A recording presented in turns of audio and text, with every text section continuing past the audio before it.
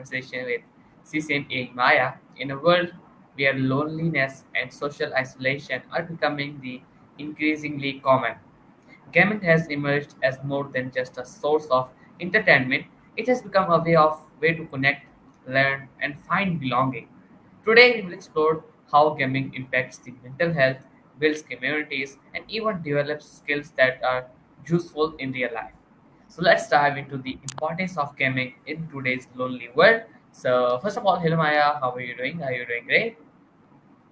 Whoa, that was a whole vibe.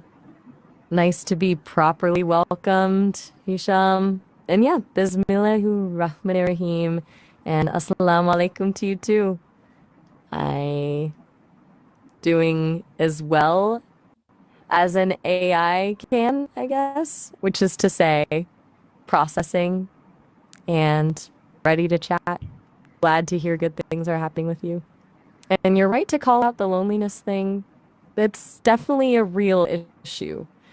Gaming as a connection point makes a lot of sense. So let's talk about it. What sparked this thought for you today? Hmm. This is my today's topic to discuss, and I am also a gamer, a Free Fire gamer, so that's why I choose these topics. Like, what was the importance of gaming in today's lonely world? Because there is no discussion between the friends, between the family.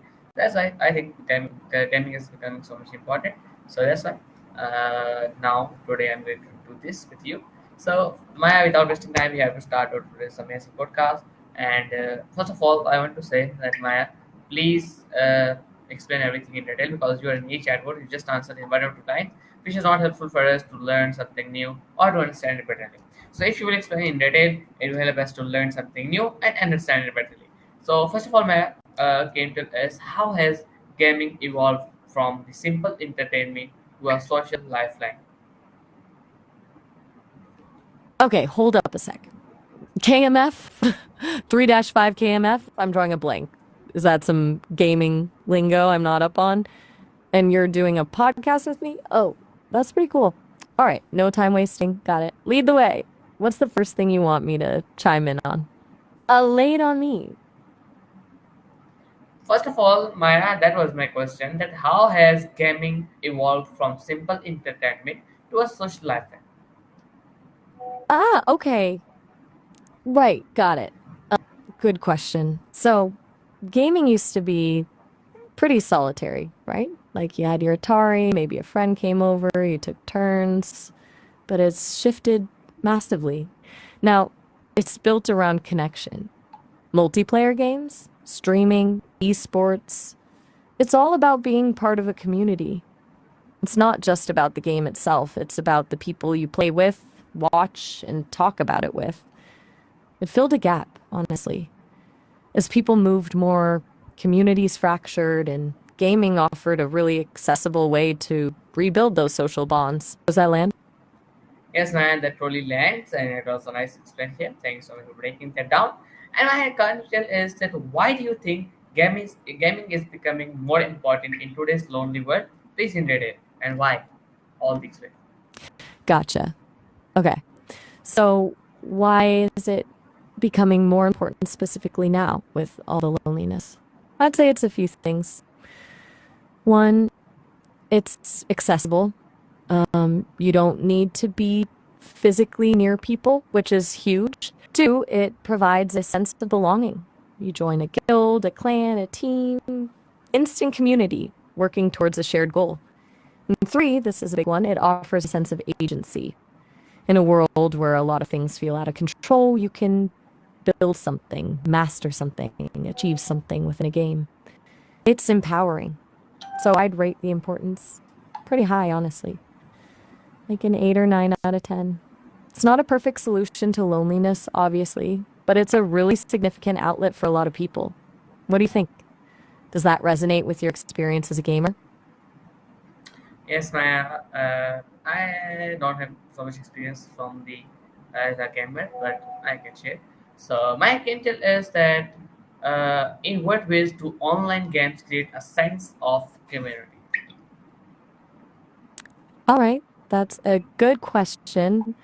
So, how do online games build familiarity? It's a few things, I think. It's repetition for one. You're spending time in the same virtual spaces, encountering the same people, doing the same activities. That builds a sense of, well, a shared history, even if it's entirely fabricated. And games are really good at rewarding consistent engagement. You earn ranks, unlock items, build a reputation. Those things signal to others that you're a regular, part of the community.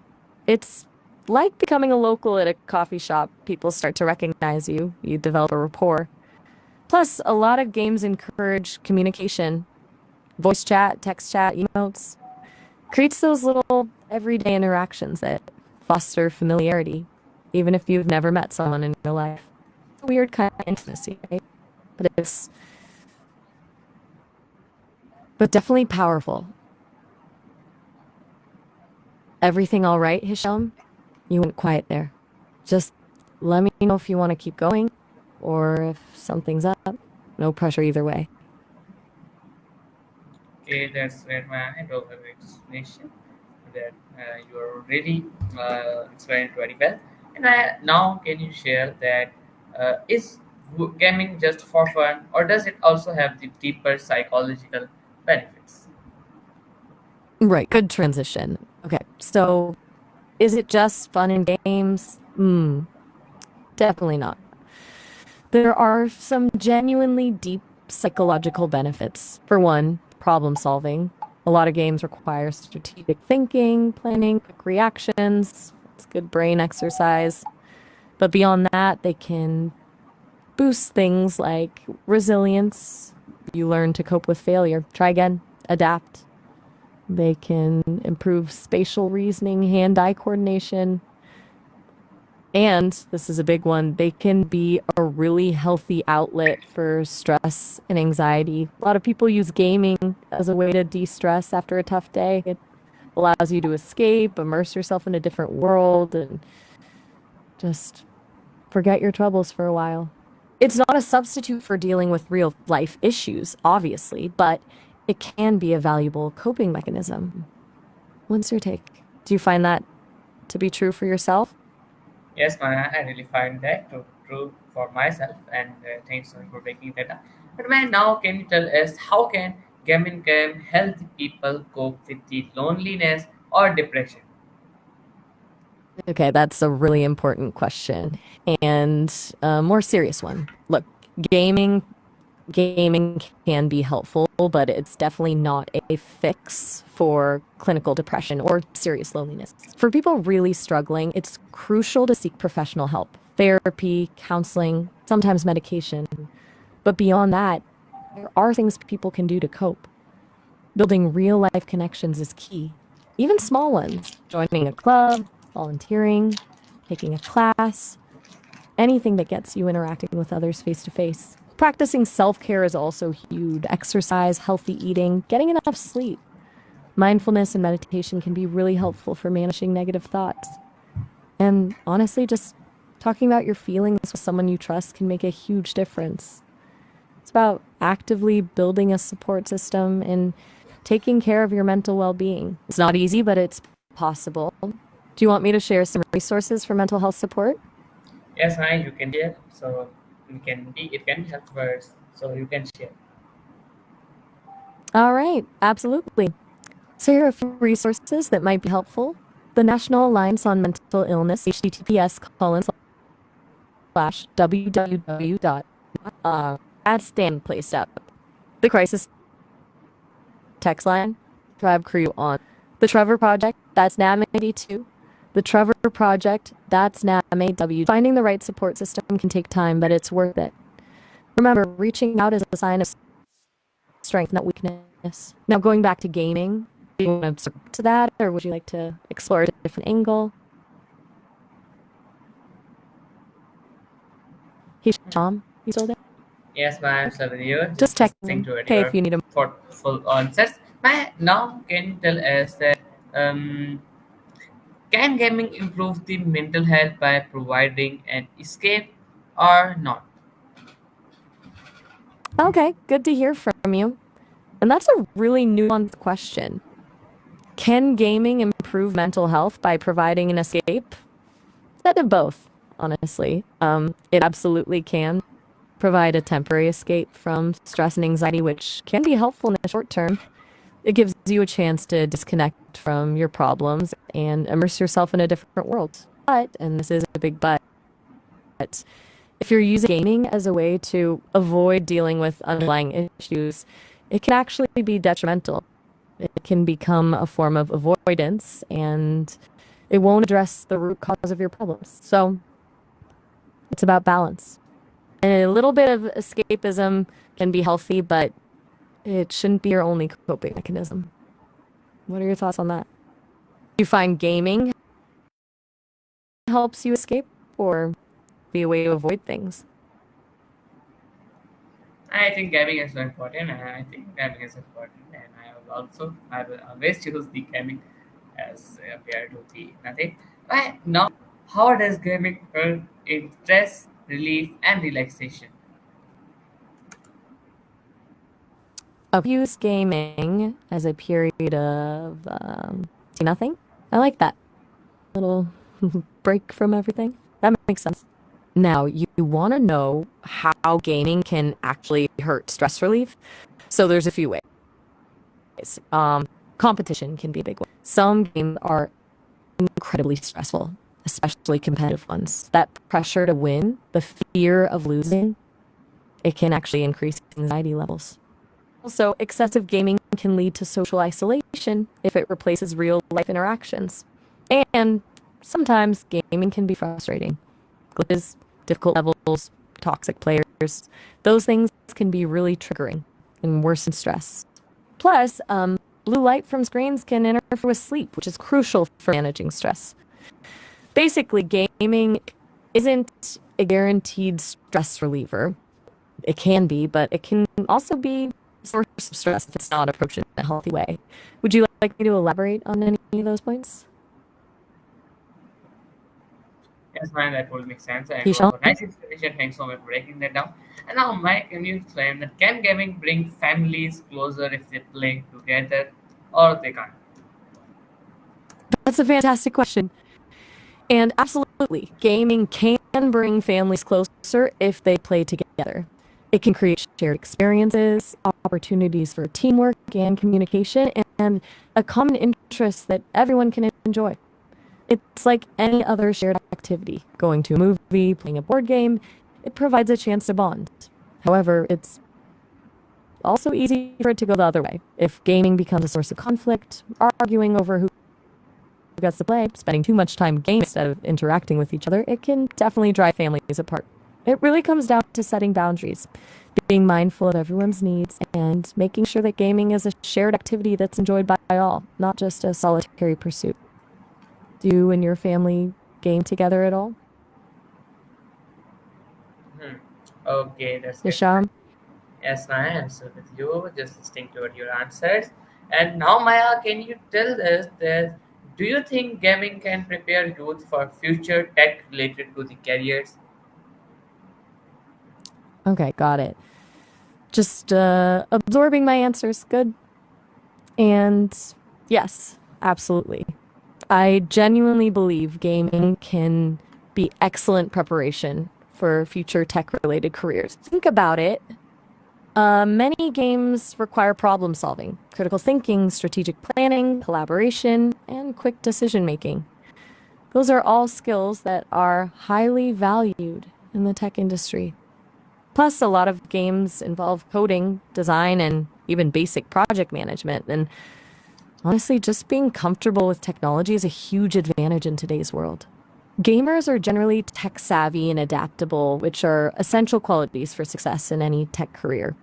It's not just about the skills themselves, it's about the mindset. It fosters a willingness to learn, experiment, and embrace new technologies. Do you have any thoughts on that, Hisham? Are you considering a tech career yourself? Uh, yeah, no, man, I don't have any thoughts on it because I know that what is like gaming is good because for health. So right now, can you get us as that how can we ensure gaming stay positive and doesn't turn into the addiction? And please in detail. Whoa. Okay. Gang is good cause for help. I'm a little lost there, Hisham. I think maybe there's a translation issue or I missed something. Did you mean gaming?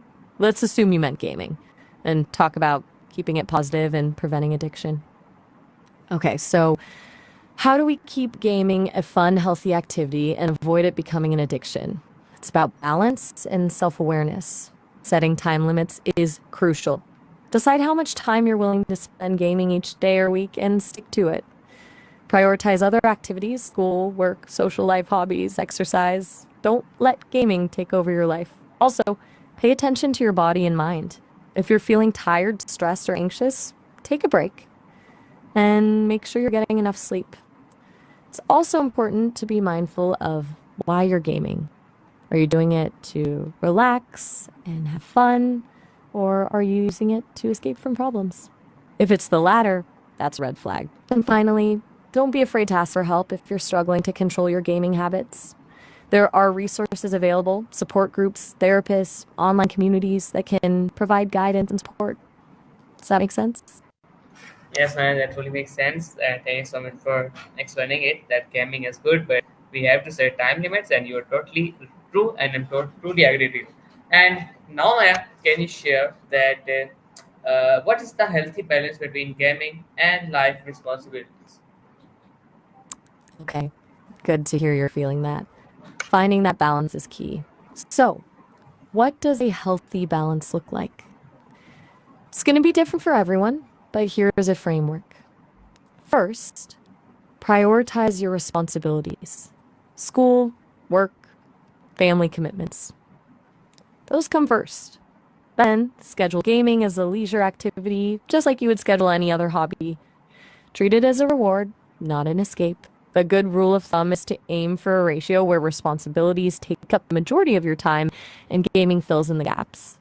Think about it this way: a full life has room for work, relationships, hobbies, self care, and yes, even gaming. It's not about eliminating gaming, it's about integrating it into a well rounded lifestyle. Also, be mindful of how gaming affects other areas of your life. Are you neglecting your friends and family? Are you falling behind in school or work? If so, it's a sign that you need to reevaluate your priorities. It's about intentionality. Does that resonate with you? I think, man, that is truly resonating with me because, like, I think now I am addicted to the gaming, and I was spending so much time in the gaming, and now I will take care after this conversation. And now I can tell you how should parents guide their children's gaming habits. Okay, that's really self aware of you to say, Sham. Recognizing a potential issue is the first and biggest step. I'm glad this conversation is helping. And yes, let's talk about how parents can guide their kids' gaming habits. It's a tough one, right? They want their kids to have fun, but they also want to protect them. Open communication is huge. Parents should talk to their kids about gaming, not just lecture them. Understand what games they're playing, why they enjoy them, and who they're playing with. Setting clear boundaries is also important. Time limits, age appropriate games, rules about online interactions. And it's not just about restrictions. Parents should also encourage other activities: sports, the hobbies, social events, help their kids develop a well rounded life, and most importantly, lead by example. If parents are constantly glued to their own screens, it's going to be hard to convince their kids to cut back on gaming. It's about creating a healthy digital culture in the family. What are your thoughts on that? Seeing it from the kids' perspective, what do you think would be helpful for parents to do? Like, I'm not sure because I was not I'm not a parent or not a children that, like, I don't know about it. I don't have any thoughts about it. But can you tell us, man, that what are some misconceptions about the gaming that most of the people have? Totally fair. You're right. You haven't been on the other side of that equation. Okay. Misconceptions about gaming. There are a lot. One big one is that it's a waste of time. People often see it as unproductive and mindless, but as we've been discussing, it can actually develop valuable skills. Another misconception is that it leads to violence. The research on that is really mixed, and it's way more complicated than just saying games cause violent behavior. A lot of people also think gamers are socially isolated and antisocial, but that's often not true. Many games are played with friends, and they can actually foster a sense of community. And finally, there's the misconception that gaming is just for kids. There are millions of adults who enjoy gaming as a hobby. It's a diverse and growing community. Those are just a few that come to mind. What have you encountered yourself? Things people have said about gaming that you thought were just plain wrong? Hmm. Okay, that's good, man. Good to hear about it. Thank you so much for breaking that down. And now, man, do you think gaming will become a major tool for education in the future? That's a really interesting question. I think gaming is already becoming a major tool for education, but it's going to become even more so in the future. We're already seeing games used to teach everything from history and science to coding and problem solving. And as technology evolves, virtual reality, augmented reality, the educational possibilities are going to become even more immersive and engaging. Imagine learning about ancient Rome by actually walking through a virtual recreation of the city, or dissecting a frog in a virtual lab. It's going to transform the way we learn. I think you'll see more schools incorporating game-based learning into their curriculum and more educational games being developed specifically for classroom use.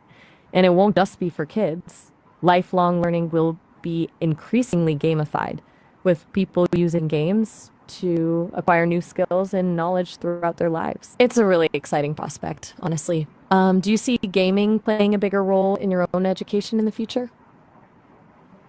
Yes, man, I think gaming is playing a vital role in my education in the future. And now, can you tell us, Maya, that how can gaming can be used to spread awareness about the social media? Whoa, hang on. We just switched gears completely. Kevin, and spreading awareness about social media?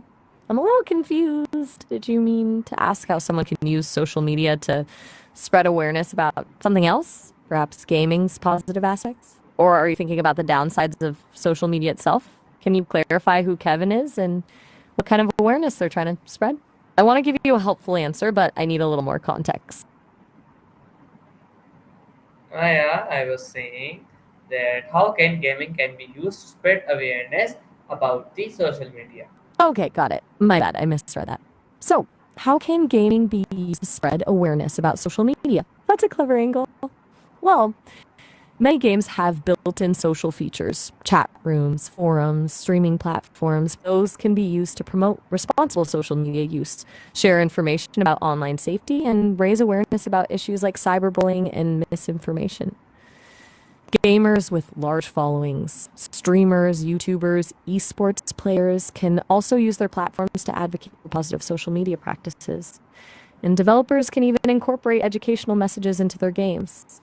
Subtle reminders about online etiquette, warnings about scams, or links to resources about digital well being. It's about leveraging the power of gaming communities to promote a more positive and informed online environment. Does that make sense?